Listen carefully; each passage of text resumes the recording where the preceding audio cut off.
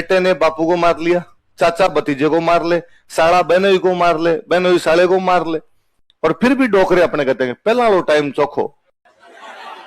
फिर क्या अच्छा था? रात को पापा के पास सोरेंटर लग रहा है सल्टा ना दे। अब कम से कम पापा के पास होते हुए ये डर तो नहीं लगता? पापा को अपने से लग रहा है कि छोरा जवान तो हो रहा है, एक लठ के अंदर ही सल्टा देगा बाद में। तो पहले वाला टाइम अच्छा नहीं था, टाइम अब वाला अच्छा है, आने वाला टाइम और अच्छा होगा, उससे आने वाला टाइम और अच्छा। हर आने वाली पीढ़ी पिछली पीढ़ी की तुलना में ज्यादा इंटेलिजेंट है, और आने वाला टाइम उत्तरोत्तर और प्रगति करेगा, ज्यादा इंटेलिजेंट लोग आएंगे, ज्यादा बुद्धिमान लोग होंगे, दुनिया का और विकास करेंगे। इसलिए कई बार मैं तो इनसे कभी लोड नहीं लेता। कई बार कहते ना आने वाले टाइम में दुनिया सब ग्लोबल वार्मिंग होगी, ये सब हो जाएगा, मगर यार आने वाले टाइम में लोग इतने इंटेलिजेंट आएंगे कि उन सब चीजों का हल निकाल लेंगे। क्या आने वाले टाइम में जनसंख्या बढ़ जाएगी, अनाज बचेगा नहीं, किसको चाहिए अनाज? नैनो टेक्नोलॉजी आएगी, एक चावल का दाना खाओगे 3 दिन भूख नहीं। अपने आप नई पीढ़ी आवश्यकता आविष्कारों की जननी है। जब चीजें पड़ेगी आपके ऊपर आके, तब सब चीजों के हल निकल जाए। फिर कोई आता है कि ग्लोबल वार्मिंग बढ़ेगी तो ग्लेशियर पिघल जाएंगे, सारे के सारे वो अच्छी बात है, पिघलेंगे तो जिनके पास ग्लेशियर है चिंता वो करे, अपने तो पिघलेंगे तो हवा थोड़ी ठंडी आएगी अपनी तरफ, अपने ग्लेशियर का कोई फर्क पड़ना है नहीं, तो अपने क्यों लोड लेना फालतू में ग्लेशियर का, इतना लोड मत लिया करो अपने भी। आने वाला टाइम अच्छा आएगा, पहले वाला टाइम अच्छा, ये कल नॉस्टैल्जिया में जीने की बातें हैं। जब अक्सर हम बात करते हैं नहीं कोई गांव में डोकरे बैठ के वैसी बातें करेंगे, नहीं कि पहले वाला टाइम, वरना आप राजनीतिक, सामाजिक, आर्थिक, धार्मिक किसी भी रूप से देख लो, पहले वाला टाइम किसी भी तुलना में अच्छा। राजनीतिक रूप से पहले हुआ करता था राजतंत्र, अब क्या है लोक, और लोकतंत्र हमेशा राजतंत्र की अपेक्षा अच्छा। लोकतंत्र कभी भी राजतंत्र से खराब। मुझे याद है मैं किसी क्लास में 2-3 साल पहले की बात है, यूं कोई पढ़ा रहा था तो ये बात आई, तो मैं थोड़ा एक्सट्रीम स्टेटमेंट बोल गया, और मैंने कहा कि यार अच्छे से अच्छा राजतंत्र भी बुरे से बुरे लोकतंत्र से अच्छा नहीं हो सकता। स्टूडेंट एक खड़े हुए, उन्होंने कहा सर अब इतना भी मत बोलो, ये कोई थोड़ी होता है कि साहब राजतंत्र कितना भी अच्छा हो और लोकतंत्र कितना भी खराब हो तो भी लोकतंत्र अच्छा होता है। सर लोकतंत्र में 100 कमियां है और राजतंत्र में भी 100 अच्छाइयां होती है। मैंने कहा यार बात तो सही है, मैं अपने शब्दों को वापस ले लेता हूं, और मुझे इतना एक्सट्रीम नहीं बोलना चाहिए था, चलो जो आपने बात की वो मान लेता हूं, क्या राजतंत्र भी थोड़े ठीक ही होते हैं और लोकतंत्र भी थोड़े खराब होते हैं। पर मैंने कहा मैंने एक लाइन बोली चेयर पे बैठ के कि अच्छे से अच्छा राजतंत्र भी बुरे से बुरे लोकतंत्र से अच्छा नहीं हो सकता। और आप हाथों हाथ खड़े हुए और आपने खड़े होकर सर आपकी बात गलत है, ये खड़ा होना केवल लोकतंत्र देता है। ये जो ताकत थी कि मेरे बोलते आप हाथों हाथ खड़े हो गए और खड़े होकर आपने कहा कि सर आपकी बात गलत है, ऐसा डेमोक्रेसी में संभव है। वरना अभी राजतंत्र होता, मैं राजा वाली चेयर पे होता, मैं जीभ काट लेता आपकी। आप मेरे खिलाफ कैसे बोल सकते हैं? ऐसे आप सामने खड़े होके बोल जाओ, फिर ये हंसने लग गए, तुम हंसने लग गया। पर मगर यार राजतंत्र होता तो ये कोचिंग भी पता नहीं होती कि नहीं होती, मैं आपको पढ़ाता कि नहीं पढ़ाता। तो स्टूडेंट फिर कोई मजाक करने लगे, तो सर फिर आप क्या करते? मैं हमारे बीकानेर में जूनागढ़ के आगे भाला लेके खड़ा रहता, आप अपने अपने किलों के आगे भाले लेके खड़े रहते। और तो क्या होता है, राजा का ऑर्डर आता, कभी आक्रमण जाते, वीर गति को प्राप्त होते, कहीं पे पीछे होती तो कोई वो सती होती रहती अपने आप ही बात। और तो क्या क्या किया जा सकता था? आर्थिक रूप से पहले खाने के दाने नहीं थे, बड़कों से आज ही पूछ लो तो वैसी बातें हैं कि साहब अकाल पड़ा था तब खेजड़ी की छाल को पीस पीस के पी गए थे। अब कम से कम भूख से तो नहीं मरे, सुबह शाम रोटड़ी तो मिल ही जाती है। सामाजिक रूप से भेदभाव ज्यादा था, सामाजिक भेदभाव बहुत ज्यादा हुआ करता था, जातियों के बीच का भेदभाव बहुत ज्यादा हुआ करता था, उसमें कहीं ना कहीं कमी आई है, भले थोड़ा ही कम हुआ लेकिन कमी आई। धार्मिक रूप से मेरे तो यह भी बात कभी नहीं समझ में आई, जब कोई भी आजकल आग कर देता, आजकल हिंदू मुस्लिम के बीच में थोड़ी थोड़ी दूरियां बढ़ रही, आजकल अब तो दूरियां खत्म हो गई। आज के 3 पीढ़ी पहले आपस में एक दूसरे के घर पे खाना पीना नहीं था, आज की 4 पीढ़ी पहले हिंदू मुसलमान आपस में युद्ध कर रहे थे, युद्ध, अब तो दंगा ही है। इससे पहले डायरेक्ट युद्ध ही है, इधर से तोप लेके हुआ है और उधर से तोप लेके हुआ है, डायरेक्ट युद्ध हुए साहब। अब तो आपके फिर भी एक दूसरे के, मुसलमानों के दोस्त हिंदू मिलेंगे, हिंदुओं के दोस्त वो मिल जाएंगे, पहले नहीं था। गांव की वास्तविक सिचुएशन कभी पता करके देखोगे, एक दूसरे घर पे खाना भी खाते थे क्या? खाना भी पॉसिबल नहीं था। नहीं नहीं, ऐसा नहीं हो सकता। हम उनके बर्तनों में नहीं खा रही, हमारे बर्तनों में नहीं खाए। उसके अंदर कहीं ना कहीं कमी आई है। आने वाले टाइम में ये कमी और दिखाई देगी आपको। तो पहले वाला टाइम अच्छा नहीं था, टाइम कौन सा अच्छा है? आने वाला टाइम और अच्छा आएगा, उससे आने वाला टाइम और अच्छा आएगा। तो ये दो चीजें मेरे कभी नहीं समझ में। एक तो ये, एक कोई आगे कर देता है कि गांव अच्छे होते हैं और शहर बुरे होते हैं।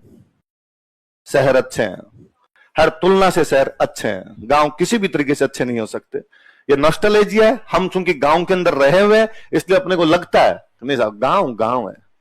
लगता है मेरे को मैं गांव गांव है, वहां कुछ ही नहीं है, इसलिए सारे भाग भाग के शहर आ रहे हैं। इसलिए कोई गांव के अंदर रहना नहीं चाहता। शहर हर तरीके से आपको मजबूत करता है, गांव कभी भी आपको मजबूत नहीं कर पाएगा।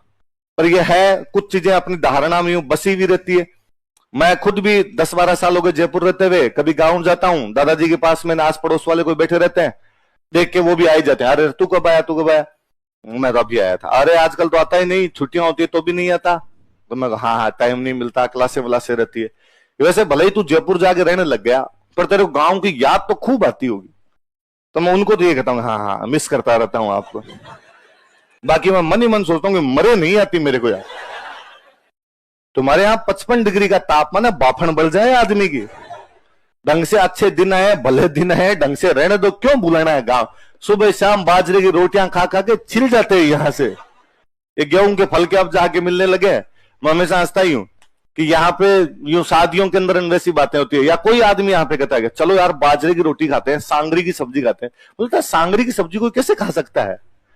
क्योंकि गांव में सांगरी की सब्जी वाली रुत में जब सांगरी आती है तो 1 महीने तक मम्मी सांगरी बनाती है। सुबह सांगरी, शाम को सांगरी, सुबह सांगरी, शाम को सांगरी। महीने भर बाद मम्मी के हाथ जोड़ने पड़ते हैं, तू मिर्चों की चटनी खिला, सांगरी नहीं खाऊंगा मैं। इसलिए मैं किसी शादी में जाता हूं तो वहां सांगरी वाली सब्जी को सबसे पहले साइड में करता हूं कि मैं और कुछ भी खा लूंगा यहाँ पे, लेकिन सांगरी नहीं खाई जाएगी। शहर वाले क्या होते हैं कि 12 महीने में एक बार खाते हैं, इसलिए उनको मजे आते हैं। अरे सांगरी भी क्या होती है? तो सांगरी के भाव बढ़िया, 1200 रुपए किलो मिलती है, 1000 रुपए किलो, 1200 रुपए किलो। शादियों के अंदर सांगरी की सब्जी जिसके बन जाए, मतलब वो अमीर आदमी। और लोग तारीफें करते हैं, अरे क्या पैसे लगाए थे बेटी की शादी में, कैसे? तो सांगरी की सब्जी बनाई थी। मैं लिटरली कहता हूं, गांव में यदि किसी की बारात आए और वहां पे सांगरी की सब्जी हो, बारात वाले दूर फेंक के जाए, शर्म नहीं है तुम्हें? सांगरियां खिला रहे थे यहां बैठे बैठे। तो ये नॉस्टैल्जिया में नहीं जीने अपने यूं फालतू में। तो क्या लिखा है? जब उसको लगता है कि मेरे से इतना दूर रहना चाहिए, वो दूरी यदि आपने क्रॉस की तो मार देगा। यदि वो दूरी क्रॉस नहीं की, वो कुछ ही नहीं कहेगा आपको। आप आराम से उसके आसपास घूमो बोले। इसलिए आप गिर वाले जंगल में देखा करो कभी, गुजरात में जंगल है गिर, और उसके सारे फोटो वोटो देख लो। सड़क के बीचों बीच आराम से सो रहा है, फोटो खींच रही है जनता आसपास है, कोई लोड ही नहीं है। उल्टे पोज दे रहा है, इधर से ले, इधर से थोड़ा कैंडिड पिक ले, इधर से मैं हैंडसम ज्यादा लगता हूं। कोई दूर दूर तक लोड नहीं लेता है। उसके डेंजर जोन में मत जाइए आप। इसलिए जो गाइड वगैरह होते हैं वहां पर वो बताते रहते हैं इतनी दूर आप रुक सकते हो। पर एक तो बहुत अच्छा सा किस्सा ही है 2012 का। अच्छा तो क्या बुरा किस्सा है कि 2012 के आसपास जब मोदी जी अपने गुजरात के सीएम हुआ करते थे, तब गुजरात के कोई वन मंत्री थे और उनका सारा फोटोग्राफी करता था, वाइल्ड लाइफ फोटोग्राफी। जिसका जीजा ही मंत्री हो, सारा तो कुछ भी कर सकता है बाद में। उसने कहा जीजा जी भाई मुझे ये फोटो लेने वाइल्ड लाइफ के, शेरों के, शेरनी के, बच्चों के फोटो लेने। जीजा जी ने वन मंत्रालय में फोन किया, भाई मेरे साला जी आएंगे और जितनी फोटो लेने चाहिए व्यवस्था करो। आगे रेंजर ने आगे फोन किया, सब कांस्टेबल सब दुरुस्त। आज भाई तुम्हारा और कोई काम नहीं आ रहा है, आज एक ही काम है कि साला बाबू आएंगे और उनको खूब सारे फोटो दिलवाने, शेरों को इकट्ठा करके रख लेना तुम सबको। और वो जो कांस्टेबल होते हैं, जानवर ये भी है, जानवर की समझने की क्षमताएं आदमी से मुझे लगता है ज्यादा ही होती है कई मामलों में। इसलिए वो समझता है कि मेरा कौन है और दूसरा कौन है। इसलिए जो रेगुलर वहां पे कांस्टेबल वगैरह रहते हैं, वो तो यदि पास भी चले जाए तो भी नहीं खाते, तो वो तो उनको वैसे इकट्ठा करके ले आते हैं। जो भेड़ बकरियों को इकट्ठा करके नहीं लाते, लो लो चलो चलो उधर चलो उधर चलो। तो बेचारे 2-4 कांस्टेबल गए और कांस्टेबल जाके शेरों को इकट्ठा करके लिया है। शेरों का एक पूरा जोड़ा इकट्ठा कर लिया, शेर है शेर नहीं है, उसके बच्चे उस टाइप से पूरा एकदम इकट्ठा करके लेके आज गए। अब वो वहां पे और फोटो ले उनके, तो कभी इधर से फोटो ले ले, कभी इधर से फोटो ले ले। यूं करते करते वो नजदीक आगे फोटो लेने लगा। नजदीक आया तो कांस्टेबल ने कहा नजदीक मत आओ, जानवर है ये थोड़ी समझता है, और ये हमला कर देगा, तो तेरे पे तो नहीं कर रहा, तू पास में खड़ा है, अरे मुझे पहचानता है, मेरी वर्दी पहचानता है, मेरी सुगंध पहचानता है, ये जानता है कि मैं इसको कुछ भी नहीं कहूंगा। आप नए हो, नई सुगंध आएगी जानवर को, जैसे ही डेंजर जोन में जाओगे मार देगा आपको ही। तो तब तो एक बार पीछे हट गया, फिर उसने कहा थोड़ा सा बस इधर से एक पोज लेना है। फिर उन्होंने कहा साहब अब देखो ये लिमिट है, इससे आगे आओगे जानवर का भरोसा नहीं है और जानवर मार देगा। पर उसको लगता है कि यार झूठ बोल रहे हैं, खुद तो बेटे आसपास घूमते हैं, खुद तो कभी इसको इधर कर रहे हैं शेर को, कभी इधर कर रहे हैं, इनको तो नहीं खा रहा और मेरे कैसे खा जाएगा। और उसको लगा अब ये शेर पालतू जैसे हैं, ये नहीं खाएंगे। यूं करता करता वो कैमरा लेके एकदम पास चला गया। जैसे पास जाता वो शायद अब तो यूट्यूब से वीडियो हटा दिया होगा, बहुत दुर्दांत वीडियो है।